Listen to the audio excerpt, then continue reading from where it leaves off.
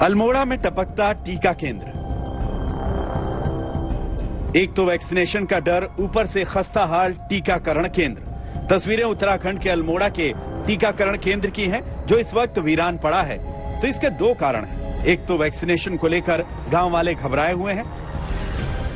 Ma'am, पहले तो काफी उत्साह था लोगों में, पहले काफी लोग आए थे, पर जब से केसेस बढ़ने लगे तो उनके मन में थोड़ा वैक्सीनेशन को लेके भी थोड़ी आशंका होने लगी कि क्योंकि जो पहले वैक्सीनेटेड हो चुके हैं लोग, उनमें से भी काफी हमने देखा है कि काफी डेथ्स हुई है।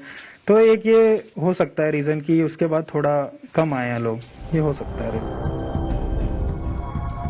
दूसरा, 40 गांवों के लिए ये इकलौता टीकाकरण केंद्र है, यानी एक गांव वालों को 15 किलोमीटर दूर टीका लगवाने के लिए आना पड़ेगा। साथ ही इस टीकाकरण की हालत अंदर से कैसी है वो भी आपको दिखाते हैं। उत्तराखंड राज्य में टीकाकरण काफी धीमी गति से हो रहा है। उसका सबसे बड़ा कारण ये है कि टीकाकरण केंद्र बहुत कम है और जो हैं वहाँ लोग नहीं आ रहे हैं। उसका कारण ये है कि एक टीकाकरण केंद्र 40 गांव के लिए बनाया गया है और आसपास के गांव से, जहां मिनिमम 10 किलोमीटर चलना पड़ेगा एक टीकाकरण केंद्र आने के लिए, लोग उतने उत्सुक नहीं हैं। पथरीला रास्ता होता है, कई बार आने की सुविधा नहीं मिल पाती है।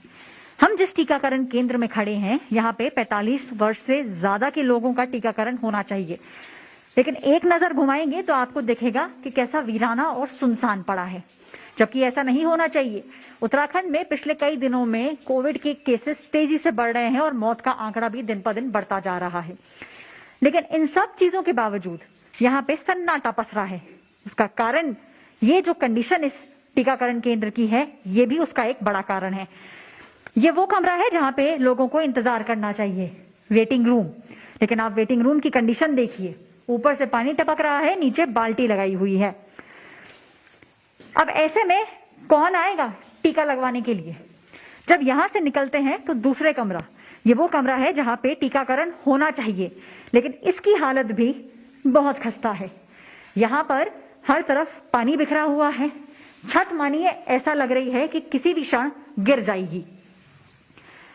जब आप इस कमरे के बाद ऑब्जर्वेशन रूम में जाते हैं, ऑब्जर्वेशन रूम वो कमरा है जहां पे जब एक बार टीका लग जाता है, उसके बाद गाइडलाइंस के तहत आधा घंटा यहाँ पे लोगों को बिठाया जाता है ताकि ऑब्जर्व किया जाए कि कहीं टीके से कोई रिएक्शन तो नहीं हो रहा है।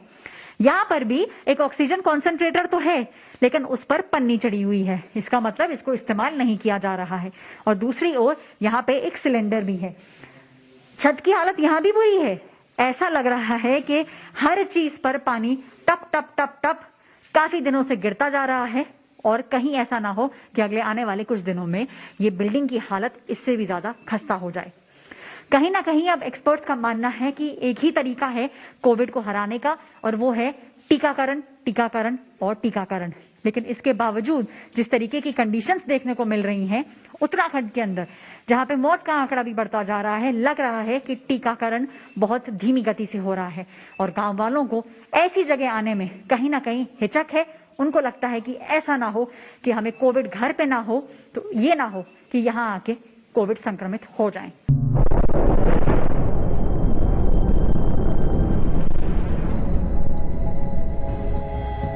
मध्य प्रदेश के गांव में कोरोना से नहीं बल्कि वैक्सीन से डर लगता है।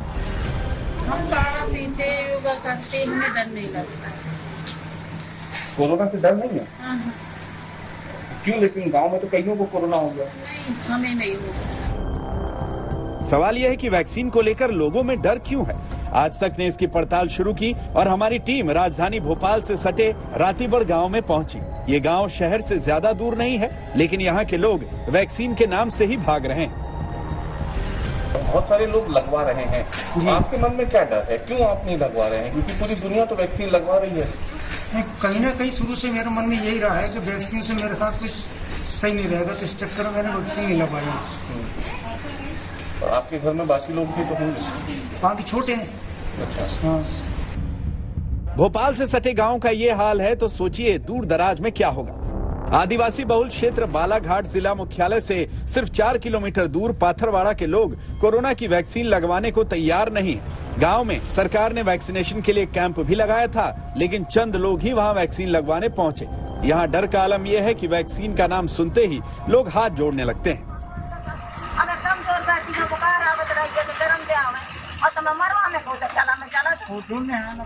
हालांकि गांव में ऐसे लोग भी हैं जो वैक्सीन लगवा चुके हैं और स्वस्थ हैं। वैसे तो हम गांव में जा भी रहे हैं, लोगों को समझा भी रहे हैं, लोगों को बता भी रहे हैं कि वैक्सीन लगवाइए। वैक्सीन से क्या है, इसके एक तो कोरोना का प्रकोप भी कम है और वैक्सीन लगाने से इसका महामारी का खतरा कम हो रहा है। और लोगों में हमने देखा भी है जिनको वैक्सीन लग गई है वो लोग सुरक्षित हैं।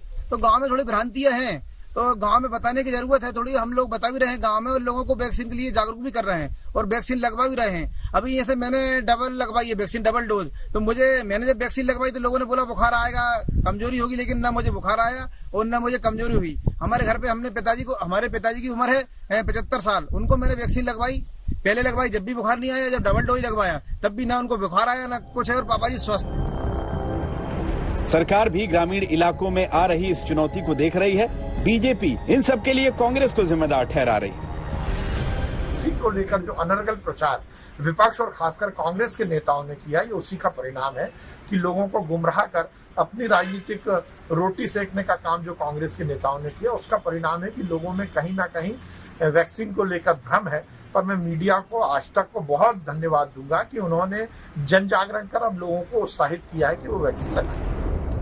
आपको बता दें कि मध्य प्रदेश में 19 मई तक हेल्थ वर्कर्स, फ्रंटलाइन वर्कर्स, 18 से 44 साल और 45 साल से ऊपर के लोगों को कुल मिलाकर 93,18,922 डोज लगाए जा चुके हैं और सरकार का लक्ष्य मई महीने में ही 1 करोड़ से ज्यादा डोज लगाने का है। लेकिन ग्रामीण अंचलों में वैक्सीन को लेकर आ रही चुनौती से सरकार को जल्द निपटना होगा। भोपाल से रवीश पाल सिंह के साथ आज तक ब्यूरो।